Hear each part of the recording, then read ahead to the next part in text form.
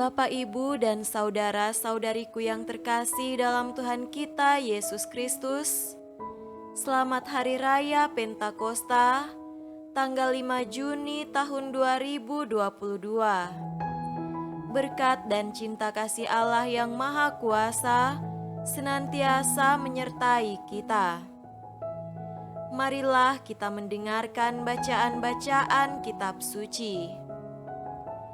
Bacaan pertama dari Kisah Para Rasul pasal 2 ayat 1 sampai 11. Ketika tiba hari Pentakosta, semua orang percaya berkumpul di satu tempat.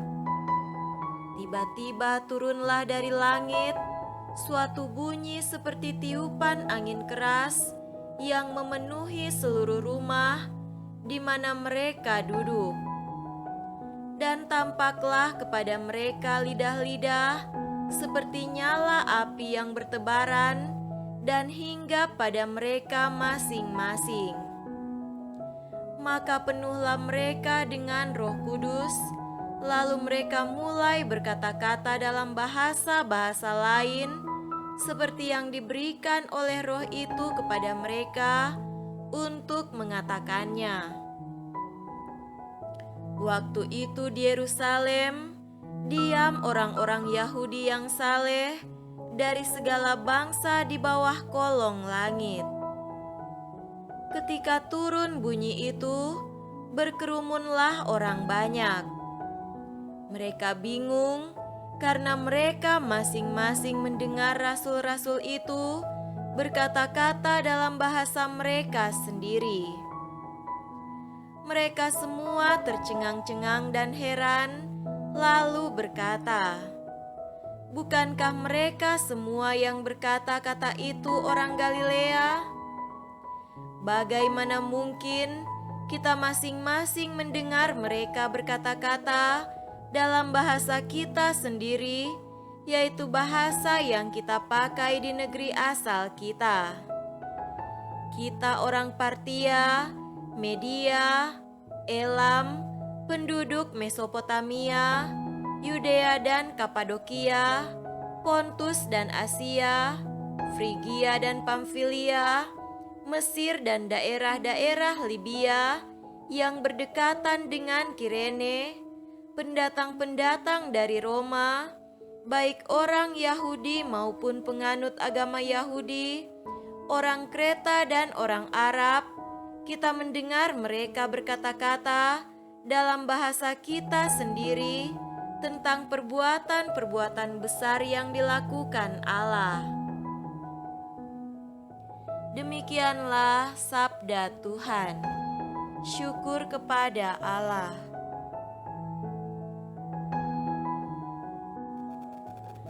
Bacaan kedua dari surat Rasul Paulus kepada jemaat di Roma, pasal 8 ayat 8 sampai 17. Mereka yang hidup dalam daging tidak mungkin berkenan kepada Allah. Tetapi kamu tidak hidup dalam daging, melainkan dalam roh, jika memang roh Allah diam di dalam kamu. Tetapi jika orang tidak memiliki roh Kristus, ia bukan milik Kristus. Tetapi jika Kristus ada di dalam kamu, maka tubuh memang mati karena dosa, tetapi roh adalah kehidupan oleh karena kebenaran. Dan jika roh Dia yang telah membangkitkan Yesus dari antara orang mati diam di dalam kamu, maka Ia yang telah membangkitkan Kristus Yesus dari antara orang mati akan menghidupkan juga tubuhmu yang fana itu oleh roh-Nya yang diam di dalam kamu. Jadi saudara-saudara, kita adalah orang berhutang, tetapi bukan kepada daging, supaya hidup menurut daging. Sebab jika kamu hidup menurut daging, kamu akan mati. Tetapi jika oleh Roh kamu mematikan perbuatan-perbuatan tubuhmu, kamu akan hidup.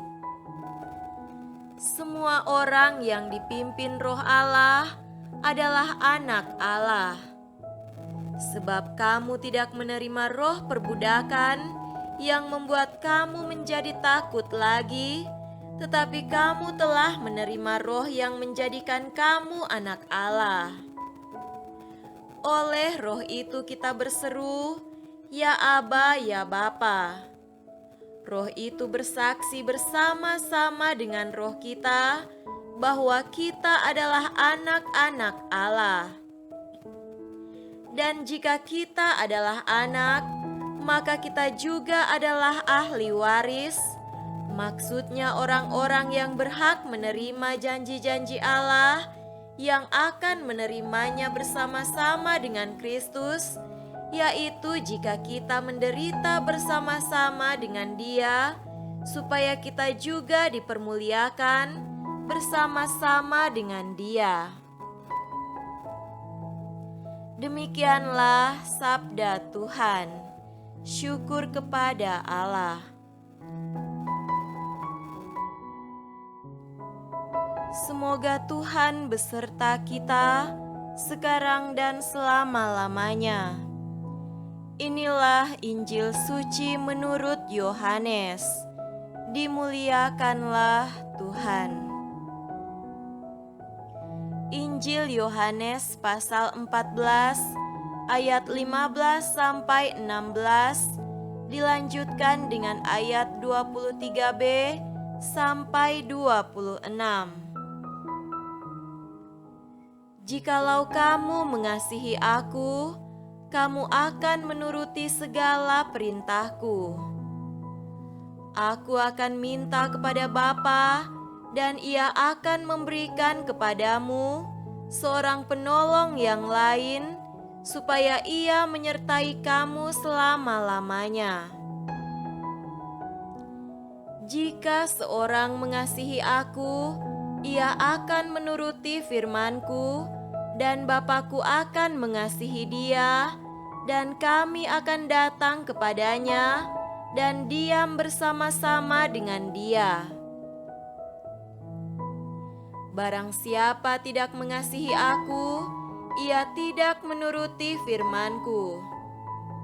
Dan firman yang kamu dengar itu bukanlah daripadaku, melainkan dari Bapa yang mengutus aku. Semuanya itu kukatakan kepadamu selagi aku berada bersama-sama dengan kamu. Tetapi penghibur, yaitu Roh Kudus, yang akan diutus oleh Bapa dalam namaku, Dialah yang akan mengajarkan segala sesuatu kepadamu dan akan mengingatkan kamu akan semua yang telah kukatakan kepadamu. Demikianlah sabda Tuhan. Terpujilah Kristus. Saudara-saudariku yang terkasih dalam Tuhan kita Yesus Kristus, tema renungan kita pada hari ini adalah Gereja digerakkan oleh Roh Kudus. Pada hari ini, gereja merayakan Hari Raya Pentakosta. Pentakosta berasal dari bahasa Yunani, yaitu Pentekoste, yang berarti hari ke-50. Dalam liturgi gereja, hari raya ini ditempatkan pada hari ke-50 sesudah Paskah. Pada hari raya ini, gereja merayakan hari turunnya Roh Kudus ke atas para rasul sesuai dengan apa yang dijanjikan Yesus pada kenaikannya ke surga, sehingga mereka yang sebelumnya diliputi kekhawatiran dan ketakutan, lalu mengurung diri dalam sebuah ruangan, tiba-tiba dikobarkan semangatnya oleh daya Roh Kudus yang turun ke atas mereka, dalam bentuk lidah-lidah api, lalu membuat mereka diberanikan sehingga langsung membuka pintu dan keluar untuk mewartakan Injil dan mulai berkata-kata dalam bahasa lain yang dipahami oleh orang-orang dari beberapa negeri seperti Partia, Media, Elam, penduduk Mesopotamia, Yudea, Kapadokia, Pontus, Asia, Frigia, Pamfilia, Mesir, daerah-daerah Libya, pendatang-pendatang dari Roma, orang Kreta dan orang Arab, sebagaimana yang diwartakannya pada bacaan pertama. Turunnya Roh Kudus membuat para murid mulai terbuka dan dengan berani mewartakan Injil.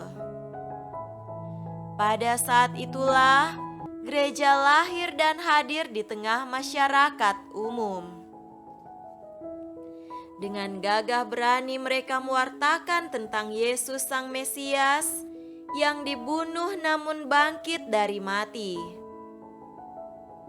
Pada saat itulah gereja bergerak lewat pewartaan para murid karena gereja ada untuk mewartakan Injil. Kalau pewartaan Injil dimulai, maka pada saat itulah gereja berdiri. Gereja ada untuk memenuhi apa yang diperintahkan Kristus kepada para rasul. Karena itu pergilah, jadikanlah semua bangsa muridku, dan baptislah mereka dalam nama Bapa dan Anak dan Roh Kudus, dan ajarlah mereka melakukan segala sesuatu yang telah kuperintahkan kepadamu. Dan ketahuilah, aku menyertai kamu senantiasa sampai kepada akhir zaman, supaya semua orang diselamatkan dan memperoleh pengetahuan akan kebenaran. Dengan demikian, gereja sesungguhnya diutus oleh Yesus Kristus sebagai sakramen keselamatan yang ditawarkan oleh Allah. Saudaraku terkasih, Hari Raya Pentakosta lalu menjadi perayaan Roh Kudus, karena Roh Kuduslah yang membuat gereja hidup lewat peran para rasul yang diutus mewartakan Injil.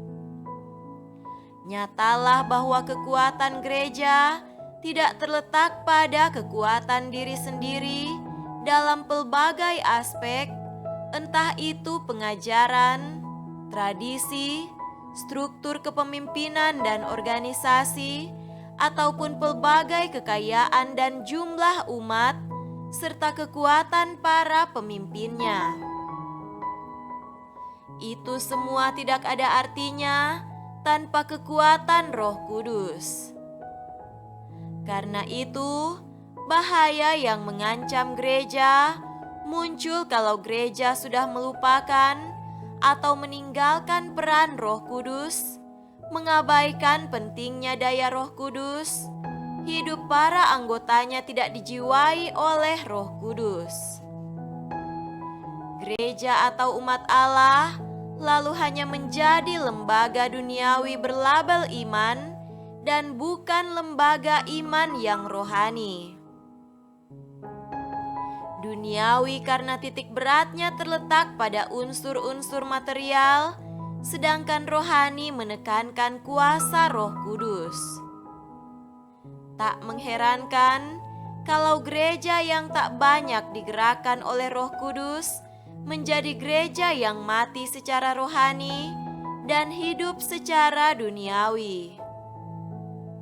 Pelaku liturgi yang kehilangan daya Roh Kudus menjadikan liturgi yang sebenarnya baik dan indah menjadi suatu formalitas duniawi dan bukan rohani sifatnya, liturgi yang menjadi suatu keharusan dan bukan kecintaan, liturgi yang mengeringkan dan bukan menghidupkan. Itu sama dengan pelayanan dan tugas pengembalaan yang duniawi sifatnya. Itu juga sama dengan umat yang mementingkan urusan gereja yang dunia dan enggan untuk hal-hal rohani, lebih suka akan acara-acara yang memenuhi kebutuhan dan kesenangan badani daripada kebutuhan rohaninya, apalagi yang namanya pengabdian dan pelayanan yang menjadi momok yang dihindari. Saudara-saudariku terkasih, surat Paulus kepada jemaat di Roma menegaskan hal itu dengan lugasnya, yaitu mereka yang hidup dalam daging tidak mungkin berkenan kepada Allah. Lagi, sebab jika kamu hidup menurut daging, kamu akan mati. Jelaslah segala aktivitas, bahkan dengan label nama gereja sekalipun, tetapi duniawi semangat dan orientasinya sungguh tidak banyak menghidupkan, malahan mematikan. Lihat saja banyak konflik yang bisa saja terjadi dalam tubuh gereja gara-gara orientasi duniawi pada bidang-bidang konflik itu. Bukan konflik untuk pertumbuhan, tetapi konflik kepentingan, harga diri, dan ambisi. Maka marilah kita indahkan perkataan Rasul Paulus, semua orang yang dipimpin Roh Allah adalah anak Allah. Gereja yang dipimpin oleh Roh sungguh-sungguh berkenan di hadapannya. Umat yang digerakkan oleh Roh, seperti para rasul digerakkan oleh Roh, adalah umat yang berani mewartakan Injil tanpa ambisi dan kepentingan diri. Semoga demikian. Amin.